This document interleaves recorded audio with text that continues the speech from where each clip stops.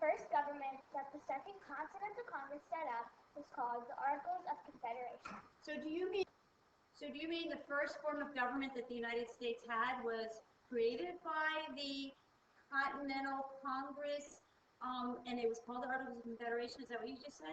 Yes. Oh, good. The Articles of Confederation were approved by Congress in 1777 and later by the states. Under the Articles, each state elected representatives to serve in a national legislature. It was called a Confederation Congress. Each state, whether large or small, had one vote in Congress. Excellent job, Miles. So let's go through this, and we're going to underline some important facts. One of the things that I notice here, it says under the Articles, each state elected representatives to serve a national legislature. It was called the Confederation Congress. So let's highlight that because that's important. So we underlined this important information, but I'm going to take some notes and put it on the sideline. So not only did I underline it, I'm going to write some notes too. So one of the things I want to write is Confederation Congress. And what exactly is that? I'm just going to put a little note here. And Congress means a group of people, and Confederation is a group of states. So we have a group of people from a group of states, and that's what our Confederation Congress means. So on the sidelines, you're going to take some notes, and you're going to write a group of people from a group of states. And hopefully that shows up in our little movie. So that's right, you're doing a good job. You're talking with the textbook. So anyway, so we have a group of people from a group of states. Each state, whether large or small, had one vote. So each state had one vote in Congress. That's important. Now I'm going to draw my map. I know. Yay. Oh. So we have 13 colonies here. And we have a little colony of, what's a little colony right here? We have Rhode Island.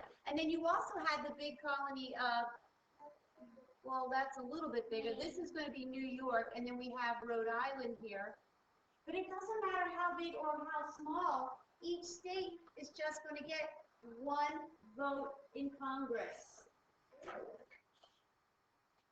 Okay, so like I said, each state, it doesn't matter if it was large or small, they only had one vote. So if you have New York, which is a very large state, and Rhode Island, which is a very small state, they each still get one vote for a law. That's not fair because if a state like New York, there's more people and more the vote they put in. And it's like a small state, there's less people. Excellent, that's true. Until 1789, this Congress made laws for the new nation. It helped keep the states together during the Revolutionary War. However, the Articles had weaknesses that caused problems for the new government. Okay, so what we've read so far, and we know that in 1775, I'm writing it here because it's going to show up on the whole board here. 1775 was the beginning of the Revolutionary War. The Second Continental Congress in 1777 said, whoa, man, we got to get some laws here. We need to join these 13 colonies together so we can act like a nation because we're fighting the strongest nation in the world. And so they came up with the Articles of Confederation. And then I'm going to jump ahead.